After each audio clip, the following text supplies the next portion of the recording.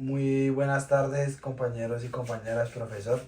Vamos a hablar sobre la biomecánica del músculo esquelético. Entonces, pues, digamos que lo primero es hablar sobre la tensión que hay que transmite este sistema mecánico, que es la tensión que hay entre músculo que pasa a tendón y a hueso.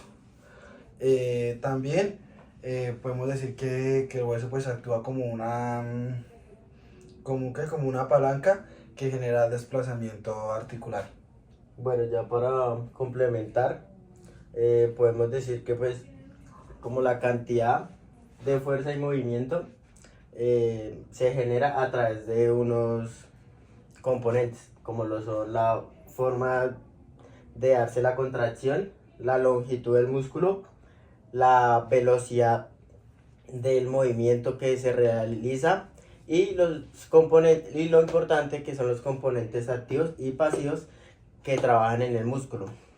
Bueno, yo les voy a hablar rápidamente sobre el componente activo o componente contráctil, que como tenemos acá en nuestro tablero, está formado por la actina y miosina, que son estas proteínas que nos ayudan y permiten la contracción dentro del sarcómero.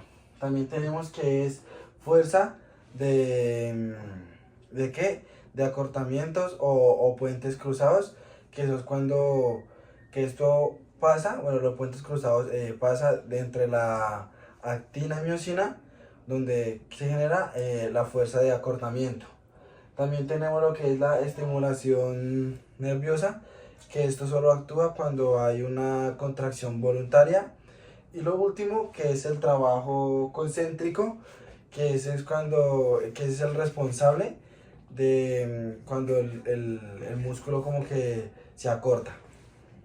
Bueno, yo les voy a hablar sobre el componente pasivo, el cual pues puede ser el componente elástico en paralelo o en serie.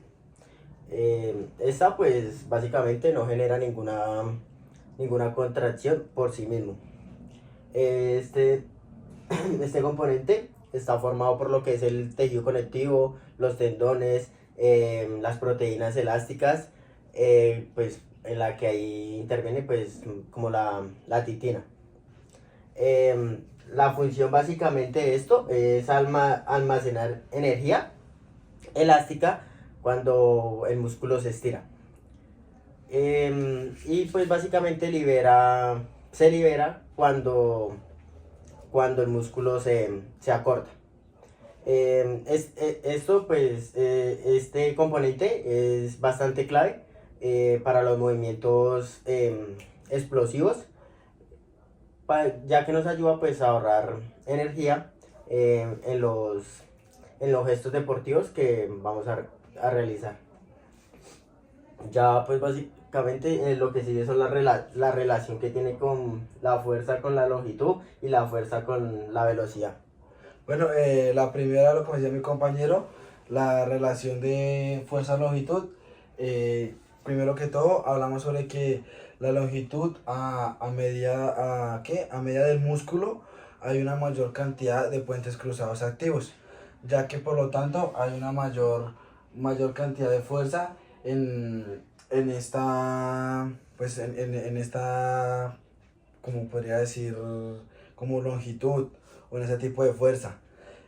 También el músculo pues es muy corto, muy reducido, o también puede ser lo contrario, o muy estirado, que se pierde, pues digamos que se pierde la fuerza, ya que hay menos puentes cruzados disponibles. Pues básicamente al realizar la práctica, pues a la hora de realizar por ejemplo el salto, eh, si la posición inicial en la que vamos a empezar, pues sea de flexión de rodillas, como lo es en el SJ, eh, esta es demasiado pequeña o muy profunda.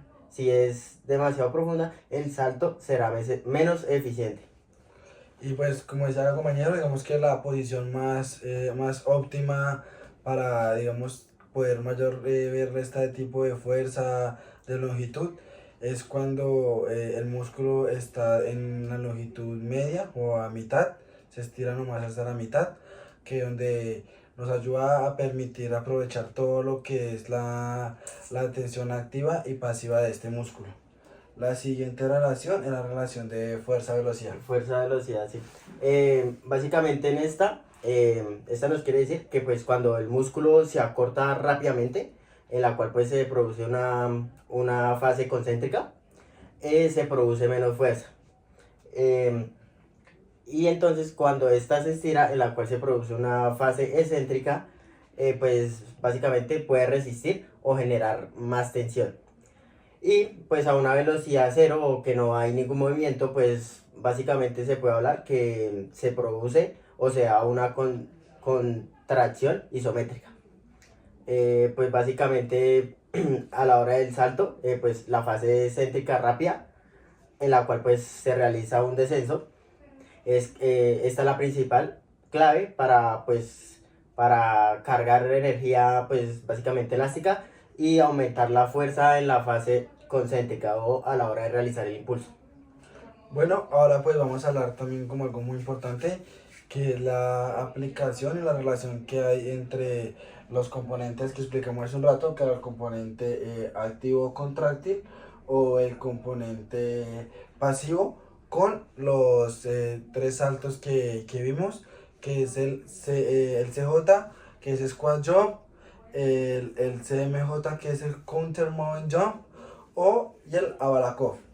Primero que todo vamos a hablar sobre el Squat Jump o SJ, que es como el componente dominante, es el activo contráctil, y la contracción es una contracción pura, como tenemos acá. En la descripción de este salto rápidamente pues la voy a decir, es cuando el atleta parte de una posición estática con las rodillas flexionadas y salta sin ningún tipo de contramovimiento, o como si fuera a hacer otro tipo de movimientos, que eso le quita fuerza.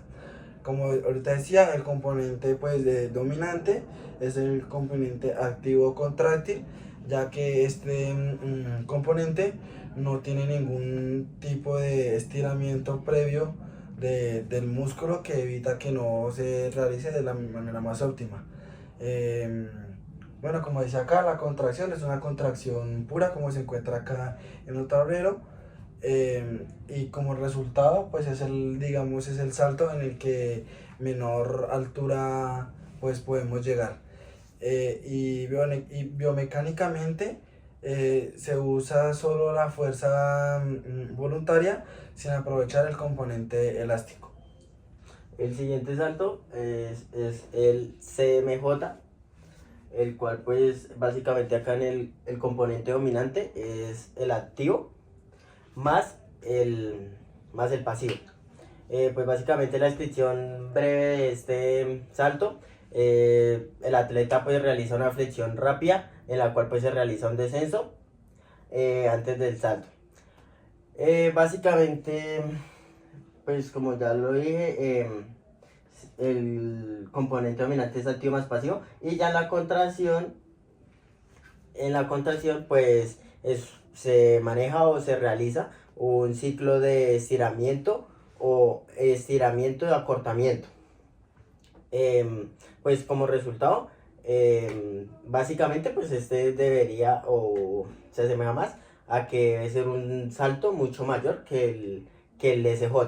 Y pues biomecánicamente, pues en esta se aprovecha la energía que se almacena en el componente pues pasivo para aumentar así la fuerza total que se realiza al hacer el salto. Ya por último tenemos el último salto, que es el salto a Balakov, que el componente, primero voy a explicar sobre qué es el salto. Es un salto con contramovimiento y uso de brazos. Este salto es el salto en el que, de los tres que hablamos, del CMJ al CJ, el salto con el que llega a más altura, gracias al contramovimiento que realizan los brazos o el balanceo para llegar a ese tipo de altura. El componente que es de El salto es el componente activo más el componente masivo, es una combinación. Y también, aparte de esos componentes, es la coordinación intermuscular, ya que digamos si no podemos coordinar el movimiento del braceo con el salto, pues no se va a ver reflejado, digamos, mayor altura, como lo pudimos evidenciar en la clase en el laboratorio con el compañero Manuel Acosta, ya que él cuando realizó este salto fue no tan alto como realizó en el primero que fue el CJ, que en el CJ sí tuvo una altura mayor, gracias a sus componentes.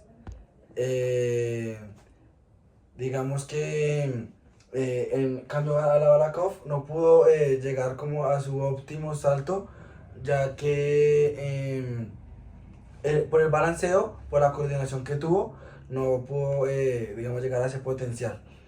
Y bueno, ya en esto, Sí. acá lo último pues tenemos una pequeña tabla que realizamos, que fue como por una comparación muy rápida entre los tipos de saltos. Eh, Pues sí, básicamente la tabla habla cada parámetro de cada salto, pues en la cual está el SJ, en la cual pues nos hace una fase céntrica, en el cual pues el componente activo es alto y el componente pasivo pues es bajo y pues se realiza una altura baja. Ya en el CMJ pues si hay una fase céntrica, es un componente, el componente activo es medio, el componente pasivo pues es medio alto y se genera una altura mayor a la del SJ. Ya en el Abalakov pues su fase céntrica se realiza más el uso de los brazos. En el componente es un componente activo alto, el componente pasivo pues también es el más alto y se realiza la mayor o máxima altura de los tres saltos. ya para finalizar, pues ahorita cuando se termine el video le vamos a juntar la foto del tablero para tener más claro Sí, todo este tipo de conocimientos. sí, pues ya como para concluir y realizar un breve resumen, básicamente en el componente activo pues se genera una fuerza por contracción muscular, básicamente por decirlo. Ya en el componente pasivo, pues es donde se acumula la energía elástica, pues cuando se realiza un estiramiento de la fase o del músculo. Y pues básicamente cuando se integran ambos saltos, como en el CMJ y en el Abalakov, pues se realiza una gran cantidad o una mayor eficiencia mecánica y un mayor salto. Gracias. 3, 2, 1. 3, 2, 1.